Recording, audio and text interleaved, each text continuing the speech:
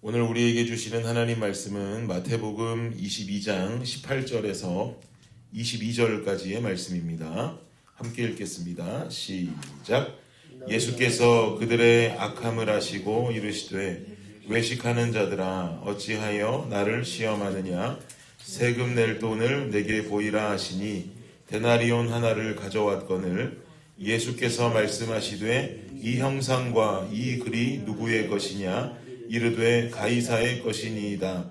이에 이르시되 그런즉 가이사의 것은 가이사에게 하나님의 것은 하나님께 바치라 하시니 그들이 이 말씀을 듣고 놀랍게 여겨 예수를 떠나가니라. 아멘. 아멘. 네, 오늘 본문을 보니까 바리새인들이 예수님을 시험하는 장면이 나오죠. 오늘 18절부터 읽었는데요. 그 바로 이전 절인 17절을 보면 성경 있으시니까 17절도 한번 읽어볼까요? 시작. 그러면 당신의 생각에는 어떠한지 우리에게 이르소서. 가이사에게 세금을 바치는 것이 옳으니까 옳지 아니하니까 하니. 예수님께 질문하는 겁니다. 가이사람은 로마의 황제죠. 로마의 황제에게 세금을 바치는 게 맞습니까? 틀립니까? 라고 질문합니다. 여러분 잘 아시는 바와 같이 바리새인들은 그야말로 분리주의자들입니다. 로마 제국의 통치하에 살고 있지만 바리새인들은요, 율법을 준수하고 여러 가지 영적인 부분들에 대해서 그들이 가진 율법 측면에서 강조하고 살아가는 자들이면서도 또한 이들의 마음속에는 언제든지 이스라엘이 로마로부터 독립하기를 원했던 자들, 그 사람들이 바로 바리새인들이었습니다. 그들의 원함이라면 가이사에게 세금 내는 것을 당연히 이들은 원치 않겠죠. 얼른 로마 정부의 손아귀에서 이스라엘이 독립을 하기를 원하니 바리새인들의 원함이라면 우리는 가이사에게 세금 내는 것 그리 반갑지 않다라고 여겼을 것입니다.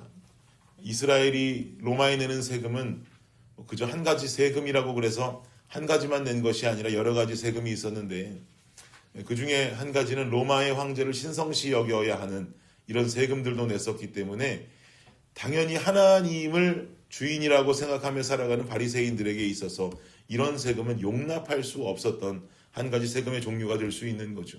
그러니 세금 내는 것 반갑지 않습니다. 그러나 이 바리새인들과 당시 쌍벽을 이루었던 유대 분파가 사두개파 아니겠습니까? 사두개인들의 생각은 또 다르죠. 사두개파는 쉽게 말하면 친로마파입니다. 친로마파. 로마 정부의 친화적인 존재들이라서 그들의 생각은 당연히 가이사에게 세금을 내는 것, 이거 우리가 해야 되는 일이다. 이것에 대해서 우리가 불만할 필요가 없다라고 여겼던 자들이 바로 사두개파입니다.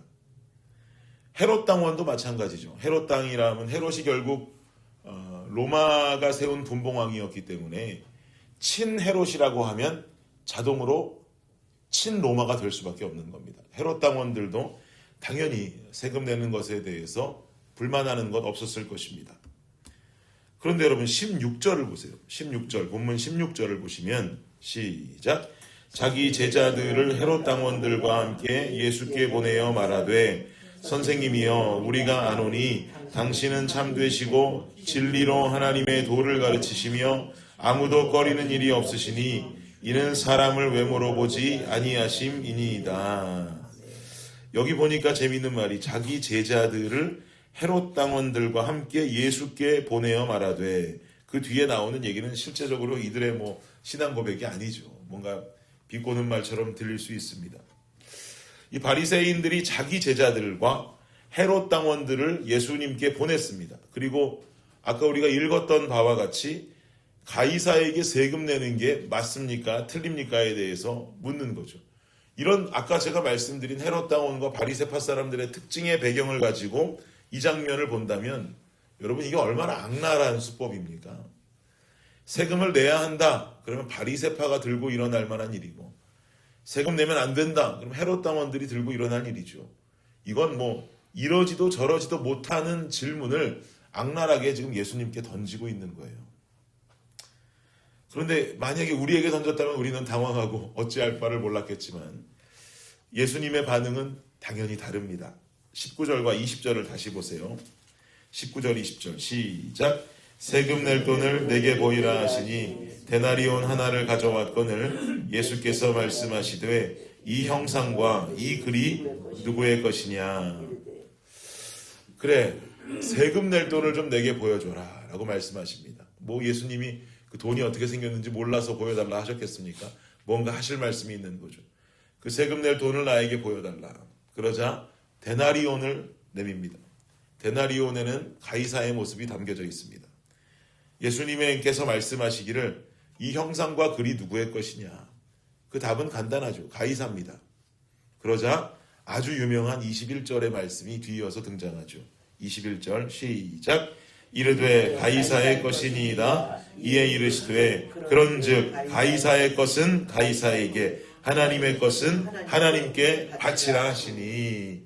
이게 참 명답이에요. 명답.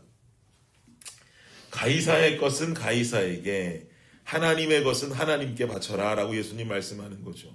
가이사의 것이라고 하는 말은 가이사의 형상이 담겨있는 그 돈을 말합니다. 가이사의 것, 가이사의 형상이라 이 말이에요. 아낌없이 주어진 금액, 가이사의 형상이 담겨있으니 가이사에게 갖다 주면 된다는 거예요. 이거로 왈가왈부할 필요 없다는 거죠. 그런데 여러분, 재밌는 건 그러면 하나님의 것은 하나님께 바쳐라. 그럼 하나님의 것은 뭐겠습니까? 하나님의 것은 가이사의 것이 가이사의 형상을 담고 있는 것이라면 하나님의 것은 하나님의 형상을 담고 있는 것이에요. 하나님의 것은 여기 앉아 계신 우리 전부가 다 하나님의 것인 줄을 믿습니다. 하나님의 형상대로 우리가 지음받았잖아요. 여기 보면 이 형상이 누구의 것이냐라고 하는 그 형상에 사용된 헬라어가 에이콘이라고 하는 단어인데 그 그대로 창세기에 나오는 그 말씀을 70인역으로 해석한 헬라어 성경을 보면 거기에 하나님의 형상대로 지음받은 우리들이라고 할 때의 그 형상도 똑같이 에이콘이라고 하는 단어가 사용됩니다.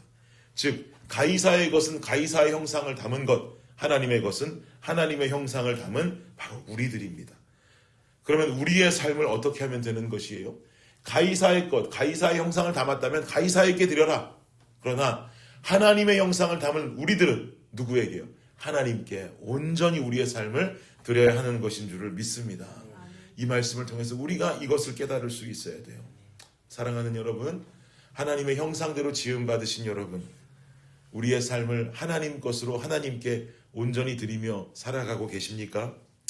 하나님의 것은 하나님께 드리라고 말씀합니다. 우리의 인생을 아낌없이 하나님께 드릴 수 있는 우리가 되기를 축원합니다. 왜 하나님의 형상을 하고서 하나님의 것으로서 세상의 모든 인생 바치며 살아갑니까? 이건 말이 안 되는 거예요. 성경의 가르침과 어긋난 것입니다. 이 땅에 우리가 예수님의 모습 볼 수 없습니다. 우리는 너희와 늘 이 세상 끝날까지 함께 하신다고 하신 주님께서 성령을 우리에게 선물로 주셨고 내주하시는 성령과 함께 살고 있습니다.